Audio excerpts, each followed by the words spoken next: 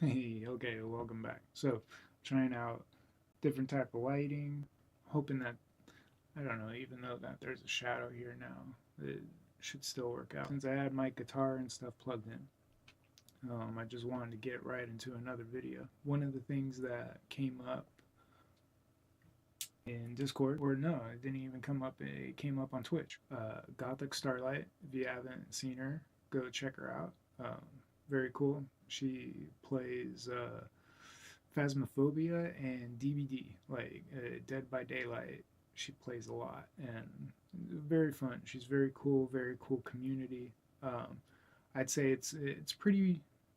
I right. You can't say PG-13 if she's drinking, but right, every once in a while she'll drink, but she calls it spooky drinks, and she doesn't get crazy wasted or anything.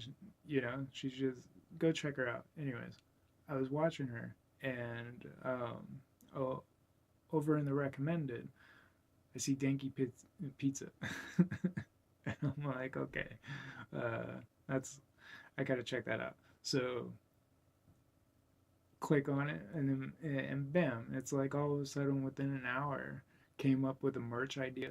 She was like, "Oh, you play guitar?" Oh, and she runs into the other room, grabs her guitar, brings it back. And it's all dirty, but it looks nice and set up still. So maybe it just needs a dust off. I was like, "Yeah, let's start doing lessons or whatever on Discord." And she was looking up how much it would cost for lessons, and I'm like, "Oh, I'll do it for free, exposure."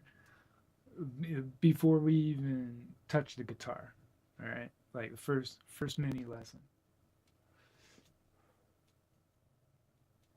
This will be good for anybody, not just her.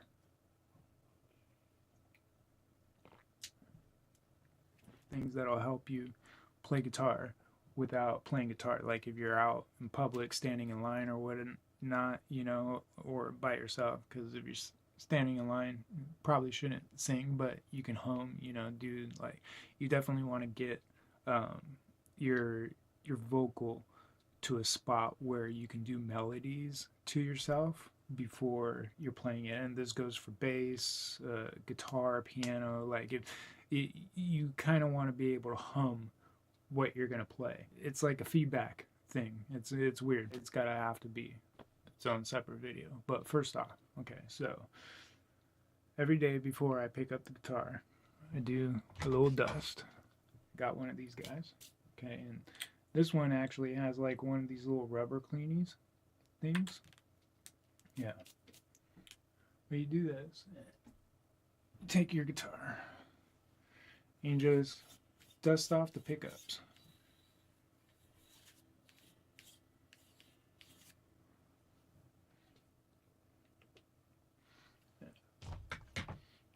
And for those of you who haven't met her yet, this is Kristen Freder.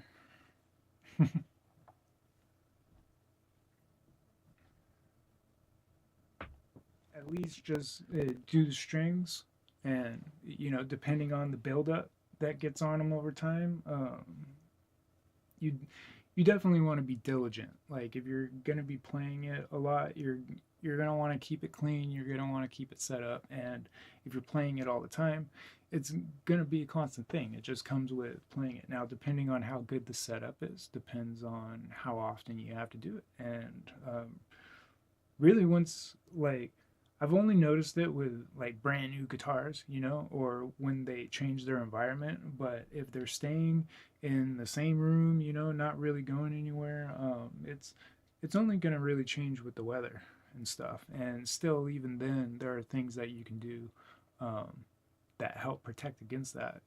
Whether it's fans, humidity, not keeping it in front of a vent. Like I got a vent right there, so I try to keep my guitar off to the side, more into the closet type area, even though I don't have a closet door. Um, but yeah, I would so right. I would say if you haven't played it in a long time, like the uh, like Dinky Pizza, the girl that was showing me the guitar, um, I it's only gonna cost a couple bucks. Like like 20, 25. Some places charge more than that, but that's usually for like a more in-depth setup. Like they'll take the face off and check the wiring, clean what they call the pots, which is the volume knobs, potentiometers. Is what they are. But yeah, if but for 20 bucks, they should be able to, like, and the price of strings, they should be able to just like do a surface cleaning, make sure that frets are good, do like a once look over, they change the strings, and they get it pretty much playable. And I would suggest, like, instead of paying for your first lesson or whatnot, get that done. And generally, they don't have a problem with you sticking around and watching. I would definitely ask or request if you can do that, so you can see like what they're doing. And I would say do it every time if you can, until you really trust the tech. Like some places, like if it's Guitar Center or something like that, there's usually going to always be someone different or whoever's available. And every time I've taken my guitar to Guitar Center, which was only a couple times, I was really dissatisfied. I had to take it back, and it always becomes this argument where they're like, "Well, if you don't like it, you can just take it somewhere else," and it's like, duh. But it's more of like what you're paying for, and if they're saying like, "Hey, yeah, I can do this for you," and then they don't do it for you, it's almost like getting your hair done or whatever. Get the guitar set up. But yeah, there are tools that you can get. Let's see, where is it? Get one of these from Music Nomad. It's a little ruler. It'll help with pickups. And definitely, I noticed the pickups were really close to the strings, and a lot of people like them like that, or they say that that's what you need. I think that's only necessary if you're playing in a place where you need that extra oomph. Generally the right tone is the pickups are lower, and really when you're in a live stadium, that's why there's so many pedals and effects being used, is because no matter what, the tone changes. Like whatever you're hearing in your environment, like for example, me playing here in my room sounds completely different even if I'm using the exact same pedals, amp, guitar, and all that. If I go outside or downstairs in the garage or whatever, it's going to sound different. Different things are going to happen. The way that the guitar is in the mix is going to be completely different. And so that's the same thing when you're on stage. And so you got to think, like, if I'm not playing live, if I'm not having to worry about all that, my pickups don't need to be that close to the strings. And also at the same time, you don't need to be like hitting all hard. Even, I mean, I get crazy. Like, and that's, when you're getting in a vibe and the music is just, that's, it happens. It happens. So playing loud, that does help with a lot of different things. It helps you learn certain things, but at the same time, loud in the room is different than loud out at a venue or a stadium. And definitely the type of amp that you're using. A couple years ago, I went back to an amp because for a long time, I want to say like good 6 years, 7 years, I was playing through computer monitors and computer speakers, and not like visual monitors, but speaker monitors.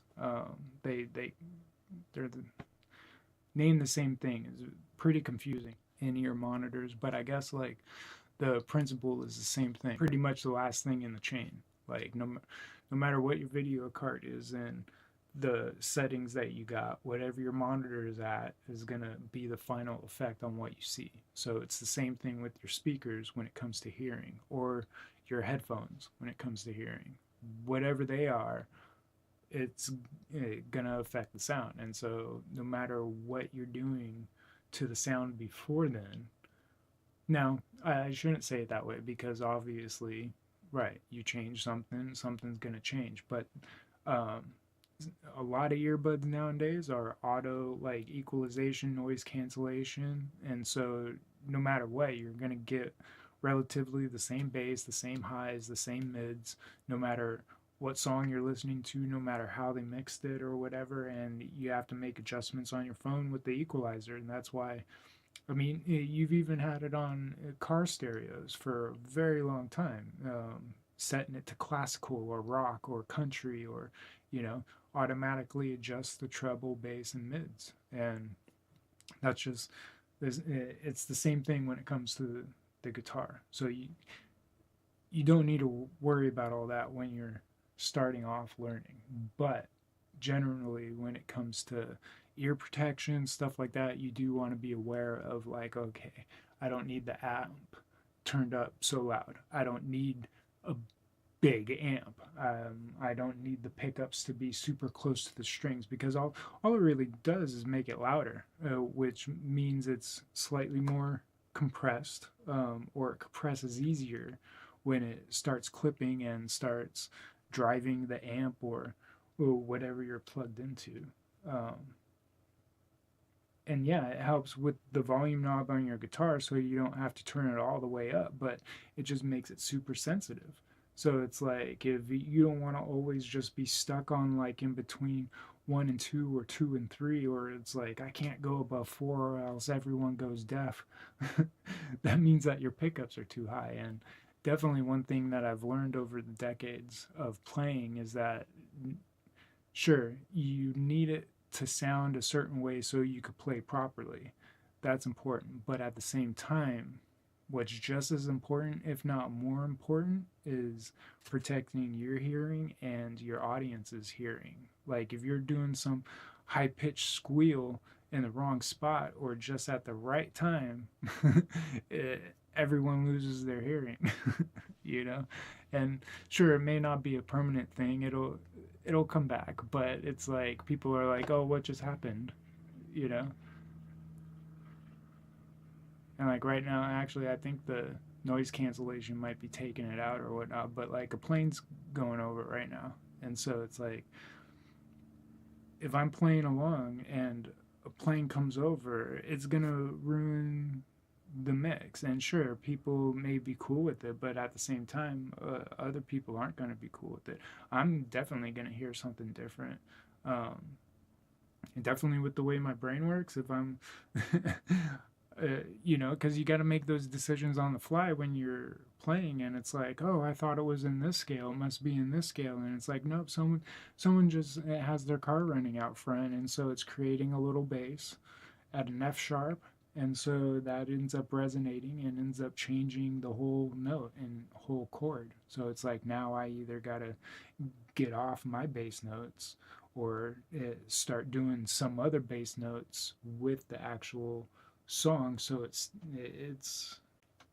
yeah, it's too much. It's too much. You just better it's better off to be in a quiet environment, a controlled environment. Yeah.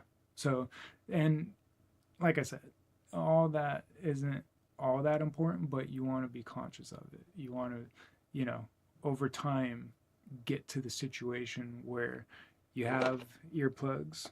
Some good ones that I've been using are from the company Eargasm. I'll have to do a video on those, a video on just earplugs in general. Um, got these ones too, which also have like a little switch on the side. So it's like you can open and close them.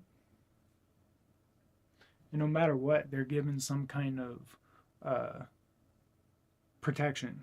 But it's like when they're closed, it's like super quiet. When they're open, I could, you know, hear people talking better and stuff like that. And yeah, and the Eargasm ones, they have special ones that are like for bass, and And actually, I haven't been on the website in a couple years now that I think about it. So I bet they got some crazy new stuff. I'm gonna have to check them out. But they're very high quality earbuds.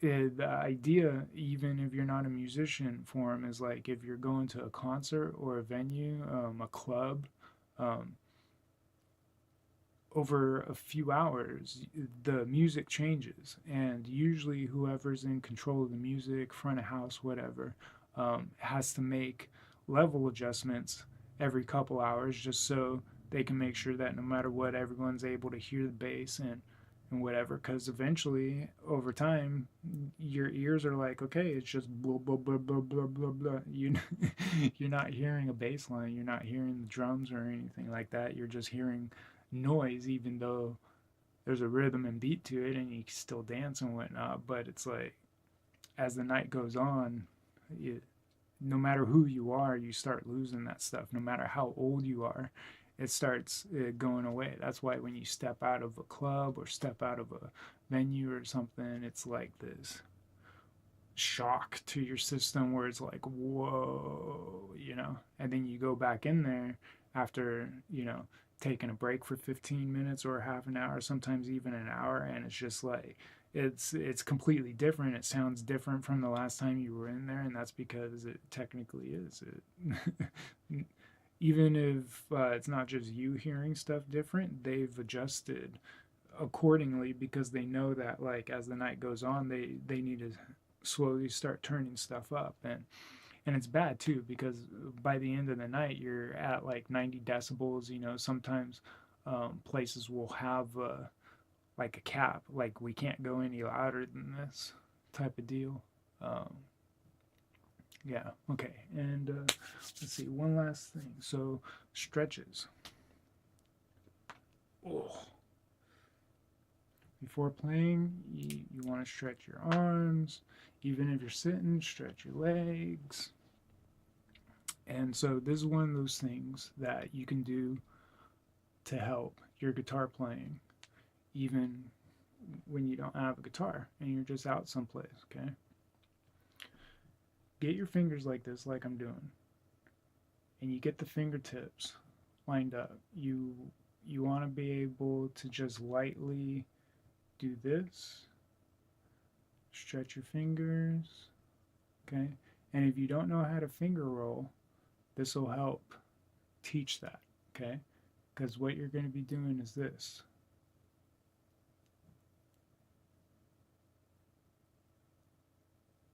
Okay? And what this is doing is it's helping your brain sync up and line up. It'll help with this, help stretch muscles that you just can't get stretched. Also, like here, do this. So, like in a regular sitting position, right? Use the balls of your knees to massage the back of your hands, like so. Okay? Then also, because while you're sitting down like this, you can help use your knees to like put pressure on your hands and cause resistance as you're going against them. And it's just a very easy way to get these back muscles, to get everything properly stretched and warmed up. You definitely want to do some of these.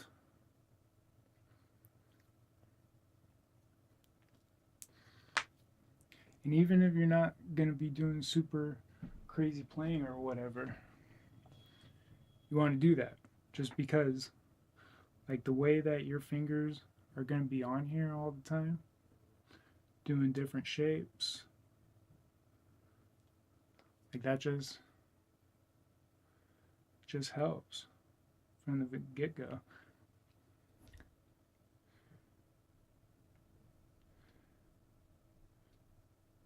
And I'm sure a lot of you have seen this before, but you want to focus, get your finger right on playing the bar, the fret, if you will.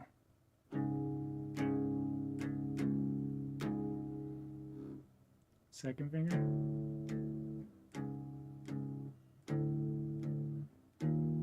third finger. And that's doing all three strings, the top three, the thickest three.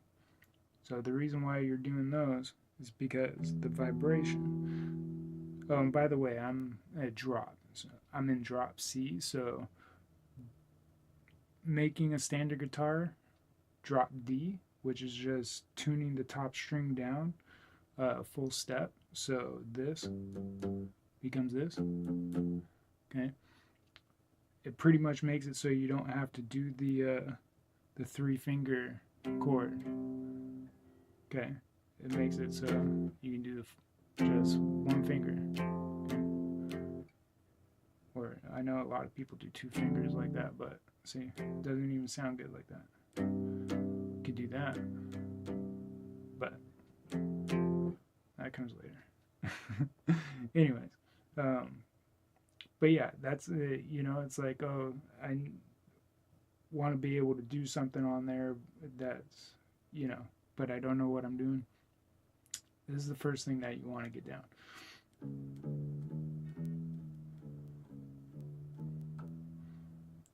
And slide down one fret.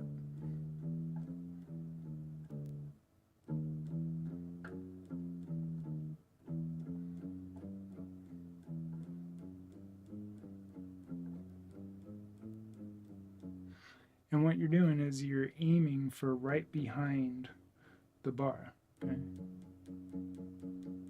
If you're in the middle, sometimes it still works on the thicker strings, but definitely on these thinner strings, like you start getting buzz and it's just a bad technique, and it's just better to just get used to aiming for right behind the bars.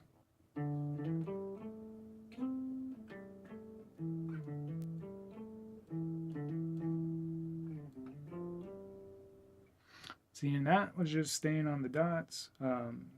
Either you can pick dots, no dots, and just come up with patterns. Another, like if you're not worried about 4/4 timing, which is starting off, I'd say like just forget all that timing stuff. It comes naturally, definitely, if you're not thinking about it. And really, real music and real rock and roll, it comes from no metronome or timing like that. All that stuff came like with the introduction of Linkin Park. Just having everything perfectly at a certain beats per minute, like, yeah, because before it was just like, what are we feeling today? It generally has to be somewhere around here, but depending on the vibe of the drummer, vibe of the bass, depends on whether or not how fast the song's going. Sometimes the whole band has to adjust because the singer is singing slower or faster. Maybe they're more energetic that day. And that's why it's like a shared experience. The energy of every member, even the audience, affects one another. And that's what music's all about.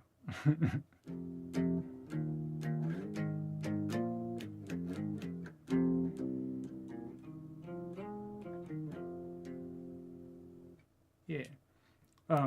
But right, if you're not worried about 4/4 timing, look for patterns that are either two dots and then one no dot, or two no dots and then one dot. So it's three, but right. So you're doing like.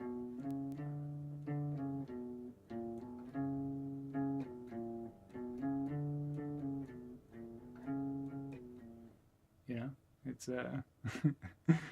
it's pretty interesting, the stuff that you'll find, because like you can do it across strings. That's two no dots and one dot. Two dots and one no dot.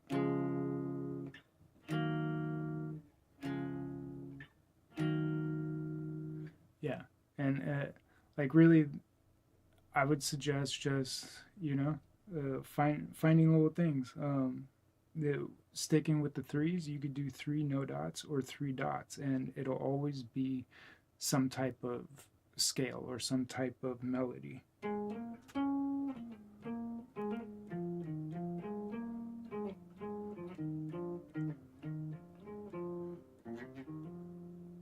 See, and as you travel up and down the fretboard, you'll come across these scales, just by sticking to that rule where it's like, okay, 2 dots, one no dot, two no dots, one dot. And as you do that, you'll find the scales. I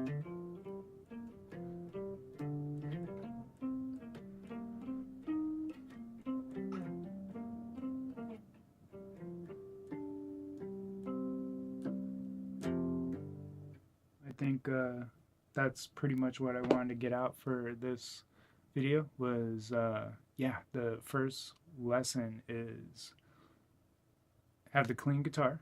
And right, I know that looked all messy, and it is. It's been a long time since I've changed the strings. It's been a long time since I've cleaned it, but no matter what I always do is do the brush on the frets and the pick guard and the strings. And if the buildup on the strings is bad, then I get a cloth, stick it under the strings, give them a slight wipe down. Nothing too crazy because you don't want to pull the strings out of tune or anything. You know, you want to be gentle with it. It'll take a couple minutes to pull it off, but it's worth it. You know, you're able to keep everything with a clean sound. And see, the terminology that's used, it confuses people. Dark sound, light sound, clean, dirty, you know, all. So I'll try to keep it simple, where it's like the dirtier and older your strings are, the darker the sound, the muddier the sound, the bassier the sound will be. And if you're playing individual notes, a lot of people like the cleaner strings because it stands out more. And yeah, the dirtier that it gets, the closer the frets you're gonna, or the closer the pickups you're gonna have to get up. And yeah, I was actually, see, I don't know if I'm still gonna do that video, but it might be worth it because it it's a long time that I've put into these strings. I haven't changed these strings in like almost a year because I wanted to show that it is possible. And it is, you know, like if you have a proper setup and you treat the guitar right, and it's not like I'm not playing it. I play it all the time. I, actually, last year I was playing it every day still. I just I've been taking more and more longer breaks, just because the hearing now, with all the noises out there, and you just, you know, if you're not taking naps all the time to reset that, it's and if you're not constantly wearing some kind of ear protection, it does take a toll on the eardrums. When you're younger, I mean, sure, you can get away with a lot more, but but still, you're driving, if you got the window down and whatnot, that bum bum bum bum bum, bum right on your left ear, no good. And then to make up for that, if you're listening to music or whatever, you got that turned up. Yeah, you won't notice it until later on, and that's, I guess, what some people say. You won't notice it until it's too late. From what I found with the different ear protections and stuff, and there are different tricks that you can do to get hearing back and to, like, you know, because really it's just about hairs in your drum. And uh, Andrea Botez actually did a video about that because she experienced some hearing loss. And there was another, it was really weird. It's like everyone was experiencing it at the same time. From what I've read, no matter what, if you're in the music industry, you'll have some kind of hearing damage. And it usually happens very quickly, definitely if you're playing live. Um, yeah, it just happens, you know. Gotta know what you're doing. And yeah, so that's definitely why I wanted to make this video, the first lesson. Yeah, proper habits, ear protection, stretches, clean equipment. All right, check you later.